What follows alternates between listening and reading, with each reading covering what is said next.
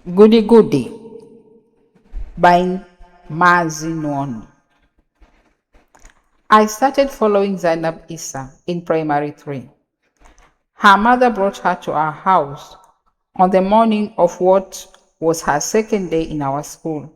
From my perch on the round leather hoof with an embroidered Nigerian coat of arms in the center, I watched the girl with an intense gaze as her eyes scanned our sitting room, sliding past the framed family pictures on the wall to hover for a second on the wooden room divider, which doubled as a placeholder for our new Sony Color TV and the ancient Bosch radio that my father refused to throw away because its ability to capture and hold BBC radio broadcast was unmatched. The girl's head did not turn as she took in the room from where she stood beside her mother near the door. But I sensed that her big eyes captured everything and judged them and us. She must have felt me watching because she rolled her eyes towards me. We went at it, stare for stare. I was the first to look away. She is new here. Make sure you watch over her and bring her home when school closes, her mother said as she held a plastic lunchbox towards me. Reluctance struggled with breathing as I moved to take the box from the Oyibo woman, allowing my "okay ma" to be audible enough for her and my parents to discern, but whisper-like enough to convey my unhappiness. Married to a man from somewhere in the Middle Belt, Mama Zainab hails from one of those Arab-speaking countries outside Africa. I thought Lebanon, but she could have been Syrian. She was a Christian. Though our parents had lived in the same compound for years, Zainab had just moved back to Kaduna after spending the last 6 years in Kano with an auntie. Not exactly a GGC, but too young to have known her way around before she went to Kano. Busola, my sister, had remarked as I complained to her about being asked to shepherd someone, a girl for that matter. It didn't help that everyone at home started calling Zainab my wife right away. In secret, I did not mind, but I acted annoyed all the same. I was all big brotherly for the first 2 days I led Zainab to and from school. After that, she stopped allowing me hold her hands as we waited for traffic to clear before we ran across the zebra crossing opposite Army Children's School. New Cantonment A, our school. On that third day, she did not even show up. Annoyed, I went to check up on her after waiting 30 minutes. I found her, to my annoyance, sitting in front of the apartment, waiting for me. It became a habit. She became the leader. I became the one on a leash, one of several. My sister said Zainab Issa had a magnetic personality. Even though my Oxford Children's Dictionary did not help when I sounded for the meaning.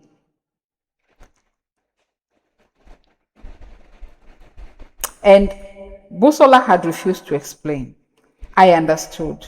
Magnets attract metal. Zainab Issa attracts people.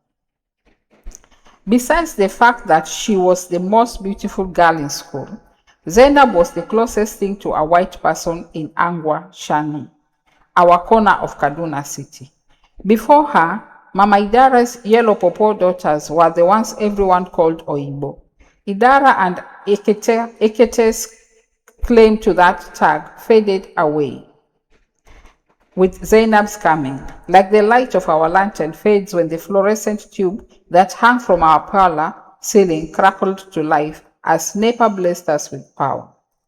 Zainab was that different. In our community, mixed race and white people were akin to gods, fantastic beings who could do almost anything.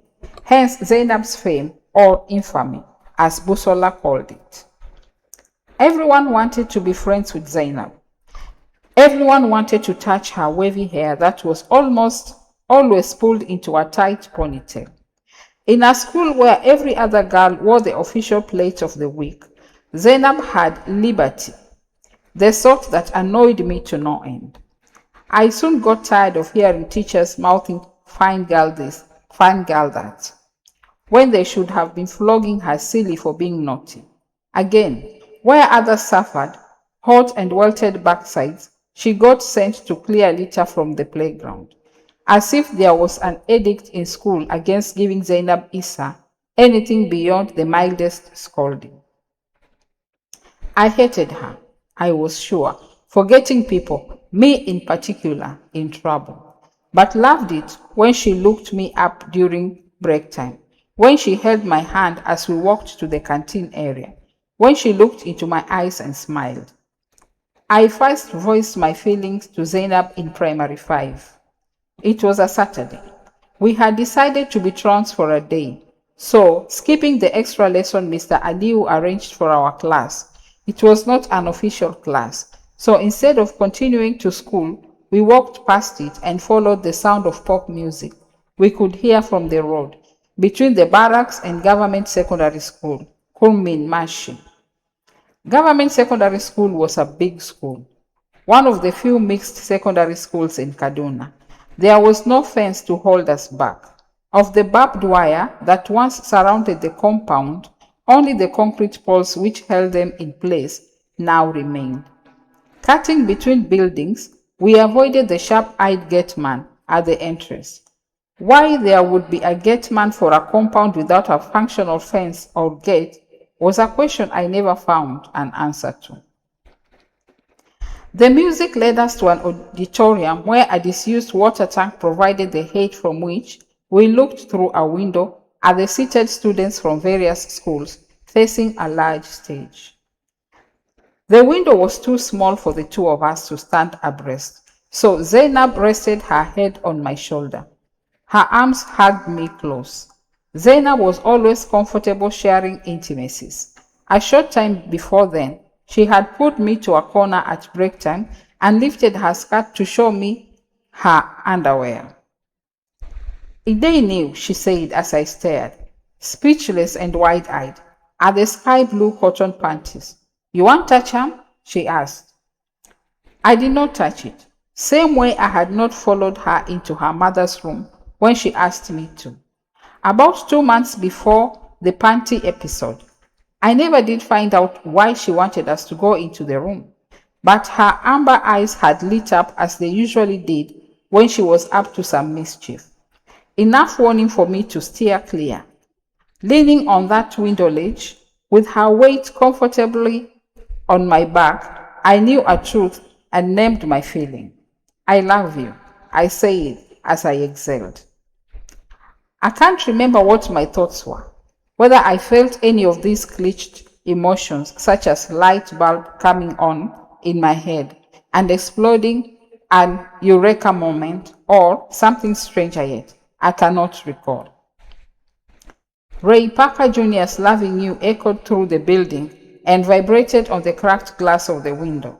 Two older boys were on the stage, dancing to the song, their legs, body, and arms moving in time to the beat, synchronized. I liked the song, even though I could barely make out much beyond the refrain, Loving You. I liked to think it was the song, but it was most likely the tingling sensation I was getting from her body pressing ever so closer to mine. But what I did next surprised me. I turned to her, held her lips close to my ears, and whispered. She laughed, a rich laugh, mocking me. I moved to face her, annoyed that she was making fun of me. She was smiling. I liked the way her eyelids lowered when she smiled or laughed.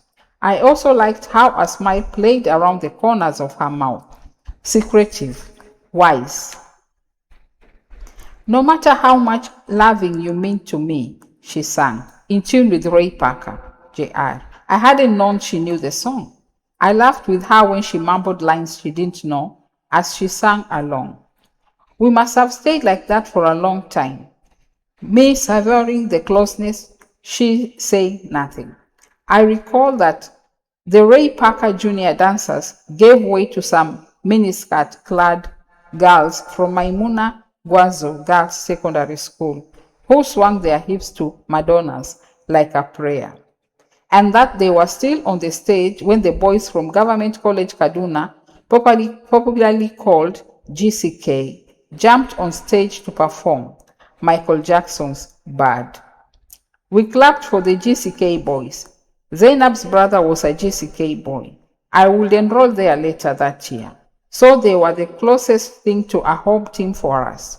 We clapped, we yelled, and then we screamed when a lanky GCK boy floated across the stage just as Michael Jackson would. We must have yelled too loud for several eyes in the room turned to look up at us. We did not wait to get caught. We ran, laughing as we went. We did not stop until we crossed the school field, past the zebra crossing, through the mostly broken chain link fence of the Nigerian Defense Academy, NDA Sports Complex, and were inside the obstacle course proper. Walls, trenches, rope bridges, tunnels, and water troughs stretched behind and in front of us. We sat on the soft grass on the biggest obstacle, the one the military cadets had to run up, then jump down from, and laughed as we tried to catch our breath. You see the girl, the yellow one with short skirt? That one that was in the middle. Their organa, yes, her. That's me when I grow up, Zainab said as we looked towards the distance. I smiled. I could see our houses in the distance. Twin one-story buildings, olive green with the sun glinting off its silvery roofs. I pointed. She looked, nodded. Story buildings were rare in this part of Kaduna. My father said it was because Muslims, who were in the majority, do not like story buildings near their residence, something to do with Kunle Puda. There was a valley between the twin houses and us. I thought of birds. I thought of flying homes. I looked at the birds circling in the Hamatan sky. Effortless. I could get home in the blink of an eye. I told her this. She smiled. Let's kiss. I was stunned. What did you say? I say let's kiss. I see two Oyibo doing it inside movie way my brother bring yesterday. I spit on your grave, na bad feeling. Them they watch for Mama Idara's house. Them no say I dey bedroom with Idara and Ikaite. I see the man kiss the woman, and them start to do Do what? They started, oh yeah, let's kiss. We kissed, more like a peck. Mwah. We made the noises our lips made, more like blowing air. We laughed. Then we walked home. Along the way, we would look at each other and laugh. Yes, we had just kissed. We were one. When I fell out with Zainab Issa, no song played. If ever there was a song, then it must have been in my head. A buzzing that seemed to have a rhythm, a beat even. Our relationship had gotten more complex. Before I left primary school, there was a big commotion about a ring.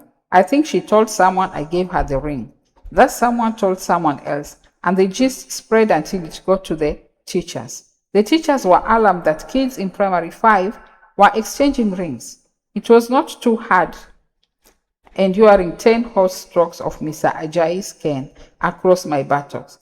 It was harder facing my elder sister, who screamed at me when we got home. But just as I had done in school, I kept mute. I never told anyone else the truth about the ring, that I did not give it to her, that I knew who did, Chooks, whose house was on the way to school.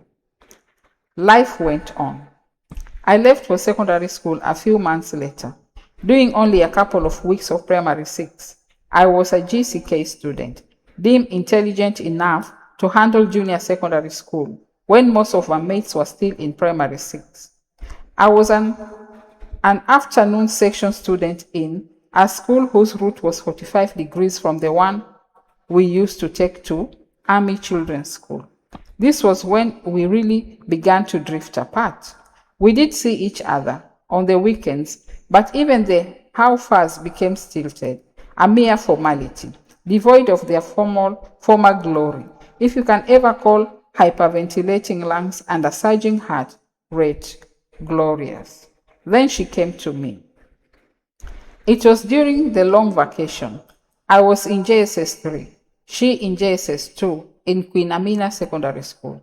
She was at this moment a buxom beauty with shoulder-length ponytail and skin the color of ripe odara. I was in our shared backyard, crouched over a hardly chased paperback, struggling to finish it before the owner came for it later that day, when the noon breeze brought a distinct smell and palms crossed over my eyes. My heart was threatening to burst as I called out her name. "How you sabi say na me?" she asked as I turned to face her, still holding on to her hand. I smiled, said cocoa butter. "But my sister they use cocoa butter cream now. In fact, na her own I use." "Yes," I smiled, "but your sister will not try to cover my eyes." Later, sitting on the raised side of the small bridge over the gutter in front of the twin-story buildings, she told me about my letters. "I kept every one of them. So you really love me that much?" she asked. "Yes, but why you no say anything?" "I did. I said something several times when, in primary 5, the day we went to Government Day Secondary School to watch the dancers. Then in my letters." She laughed. Her eyelids met as her eyes dimmed. "I don't remember primary 5. You say all those things in your letters. When I returned from school, you know they talk anything. But what could I have done? Plenty things. It may be like you be two different persons. The one inside the letters and the one I know." I smiled and said nothing. We sat like that, me staring at the bright-colored birds, chirping as they foraged for food among the harmattan's dried corn stalks in the garden. She staring at me in the intense way she is wont. What would I have said? That I always had 1,000 things to say to her, but I allowed my jealousy over her numerous admirers get in the way, that I wanted her to really tell me what she felt about me? I said nothing. "Take," she said. I looked up to see her holding out a bar of Goody Goody chocolate. "Thanks," I said as I collected the chocolate from her and stuffed it into my pocket. "Eat it now," she urged. "I go eat them later," I said, to stop her pressing on. I asked, "When are you going back to school?" "Tomorrow." "You go visit me?" "When is your next visit day?" "June 8th. Why you no one eat the Goody Goody?" I said I will eat it later now. "Shall you have given it to me already?" She frowned, though I was aware of her explosive temper. What she did next shocked me. "If you no go eat 'em, give me back my Goody Goody," she said, stretching out her left hand towards me. The news floated in. It was Rukia, the girl whose father worked at the local clinic, who first told me. She had just been admitted into Queen Amina and was home for the first term holiday. "Zainab is a witch," she said in a conspiratorial tone, her finger digging furrows into my arm. "What do you mean Zainab is a witch?" I asked, letting my voice carry my impatience. "She is. She and some other girls turn into cats at night. Everybody in school knows the story." "Everybody in school is jealous, busybody, Joe. Don't tell me you went to school to become a gossip." "I'm only telling you because you are her husband. Don't eat anything she brings back from school. Don't let her initiate you," Rukia said as she ran off to whatever errand she was on before she spotted me. Zainab didn't come back to Kaduna that holiday. Her brother said she went to Jos with her school mother, but there was a ruckus in their house a few days after school resumed. She returned home on suspension from school, and we heard that loud shrieks and ululations of an Aladura priest who rang his bell in a rhythm that complemented his Yoruba chants. Busola later told me how a parent had reported that her daughter confessed that Zainab initiated her with a chocolate bar. A search of Zainab's locker had revealed packets of unopened Goody Goody bars. Zainab had refused to reveal the source of the chocolates and greeted the questions, "Are you a witch?" with silence. News has a way of running faster than its source, and the story of a beautiful mixed-race girl who was initiating the girls in her school into witchcraft, spread as easily as drops of groundnut oil rolled on a hot pan.